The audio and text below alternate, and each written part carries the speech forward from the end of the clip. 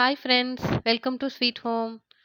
இன்னைக்கு நம்ம சேனல்ல ரொம்பவே சுவையான முருங்கைக்காய், கத்திரிக்காய்லாம் போட்டு நல்லா சூப்பரான ஒரு காரக்குழம்பு தான் பார்க்க போகிறோம். வாங்க வீடியோக்குள்ளே போகலாம். ஃபஸ்ட்டு நான் ஒரு சின்ன எலுமிச்சம்பழ அளவு புளியை இந்த மாதிரி ஊற வச்சுக்கிட்டேன்.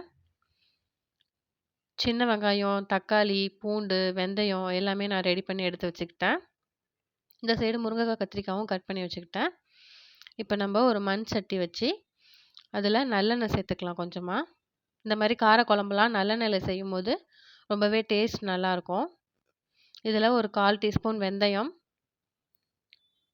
நல்லா பொரிஞ்சு வந்ததும் ஒரு கொத்து கருவேப்பிலை சேர்த்துக்கலாம். ஒரு 5-6 பல் பூண்டு நல்லா தோலை உரிச்சிட்டு இந்த மாதிரி சேர்த்து நல்லா வதக்கி விட்டுக்கலாம். பூண்டு லைட்டாக வதங்கி வரட்டும். பூண்டு லைட்டாக வதங்கி வந்த பிறகு ஒரு 10லேருந்து 12 சின்ன வெங்காயத்தை இந்த மாதிரி 1-2 கட் பண்ணி இதில் சேர்த்துக்கலாம். வெங்காயம் நல்லா வதங்கணும். அப்போ தான் குழம்பு டேஸ்ட் ரொம்ப நல்லாயிருக்கும். பாருங்கள், வெங்காயம் நல்லா இந்த அளவு வதங்கி வந்த பிறகு நான் ஒரு 2 மீடியம் சைஸ் தக்காளி இந்த மாதிரி கட் பண்ணி சேர்த்துக்கிறேன்.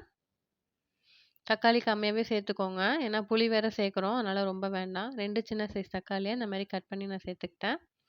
இப்போ கொஞ்சமாக சால்ட் சேர்த்து நல்லா வதக்கி விட்டுக்கலாம். நம்ம சால்ட் சேர்த்து வதக்கும் போது தக்காளி நல்லா சீக்கிரமே வதங்கி வந்துடும். இல்லைன்னா கொஞ்சம் டைம் எடுக்கும், அதனால் கொஞ்சம் சால்ட் இந்த ஸ்டேஜில் சேர்த்துக்கிறேன். பாருங்கள், இப்போ வெங்காயம், தக்காளி, பூண்டு எல்லாமே நல்லா வதங்கி வந்துருச்சு. இப்போ நம்ம கத்திரிக்காய் நறுக்கி வச்சுருக்கிற கத்திரிக்காய் அதில் சேர்த்து நல்லா அந்த எண்ணெயிலே வதக்கி விட்டுக்கலாம். இந்த கத்திரிக்காய் நம்ம டைரெக்டாக குழம்புல சேர்க்குறத விட இந்த மாதிரி எண்ணெயில் நல்லா வதக்கி விட்டு சேர்க்கும்போது டேஸ்ட் ரொம்ப நல்லாயிருக்கும். எந்த குழம்புக்காக இருந்தாலுமே கத்திரிக்காய் லைட்டாக எண்ணெயில் வதக்கிட்டு சேர்த்தா டேஸ்ட் ரொம்ப நல்லாயிருக்கும். இப்போ எண்ணெயில் நல்லா வதக்கிக்கோங்க. இதை முருங்கைக்காய் நம்ம குழம்புலாம் கரைச்சி விட்ட பிறகு நம்ம சேர்த்துக்கலாம். கத்திரிக்காய் மட்டும் இப்போ நல்லா இதில் சேர்த்து நல்லா ஒரு 2லேருந்து 3 நிமிஷம் நல்லா வதக்கி விட்டுக்கலாம் அந்த எண்ணெயிலேயே. இப்போ ஓரளவு கத்திரிக்காயும் வதங்கிருச்சு. இப்போ நம்ம மசாலாலாம் சேர்த்துக்கலாம். ஒரு 1/4 டீஸ்பூன் மஞ்சள் தூள், ஒரு 2 ஸ்பூன் குழம்பு மிளகாய் தூள் சேர்த்துக்கிறேன்.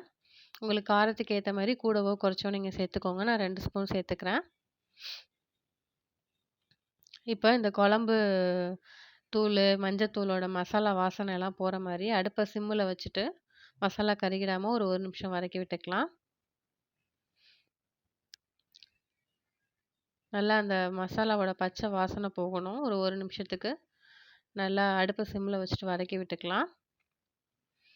இது நல்லா வதங்கிருச்சு. இப்போ நம்ம புளி ஊற வச்ச புளியை கரைச்சி அந்த புளி தண்ணியை இப்போ இதில் சேர்த்துக்கலாம். புளி தண்ணி சேர்த்தாச்சு. இப்போ குழம்பு உங்களுக்கு எந்த அளவு தேவையோ அந்த அளவு தண்ணி சேர்த்துக்கலாம். இப்போ அடுப்பை ஹை ஃப்ளேமுக்கு மாற்றிடுங்க. குழம்பு நல்லா கொதிக்கணும்.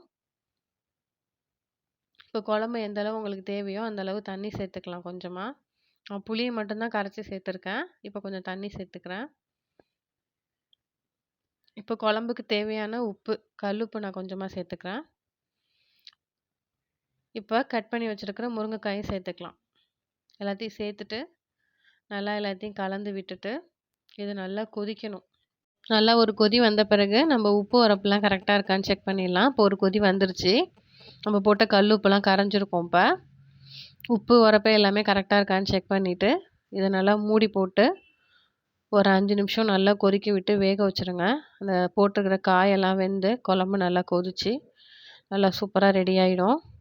பாருங்கள், நல்லா சூப்பராக குழம்பு முருங்கைக்காய், கத்திரிக்காய் எல்லாமே வெந்து குழம்பும் நல்லா எண்ணெய் பிரிஞ்சு வந்துருச்சு. சூப்பராக குழம்பு ரெடி ஆயிடுச்சு. இந்த குழம்பு ரொம்ப திக்காகணுங்கிற அவசியம் இல்லை. ஓரளவு தண்ணியாக இருந்தால் தான் இது நல்லாயிருக்கும். வெங்காய குழம்புலாம் இருந்தால் கொஞ்சம் திக்காக இருந்தால் நல்லாயிருக்கும். இது இந்த ஸ்டேஜுக்கு இருந்தால் கரெக்டாக இருக்கும். சூப்பராக குழம்பு ரெடி ஆயிடுச்சு. இது நம்ம வெள்ளை சாதத்தை கூட வச்சு சாப்பிடும்போது சாப்பிட ரொம்பவே டேஸ்டியாக இருக்கும். கூட சிம்பிளாக ஒரு அப்பளம் வச்சு சாப்பிட்டாலே சாப்பிட ரொம்ப சுவையாக இருக்கும். கண்டிப்பாக நீங்களும் உங்கள் வீட்டில் ட்ரை பண்ணி பாருங்கள். வீடியோ பிடிச்சிருந்தா லைக் பண்ணுங்கள். மறக்காமல் சேனலை சப்ஸ்கிரைப் பண்ணிவிட்டு தொடர்ந்து உங்களோட சப்போர்ட் எனக்கு கொடுத்துட்டே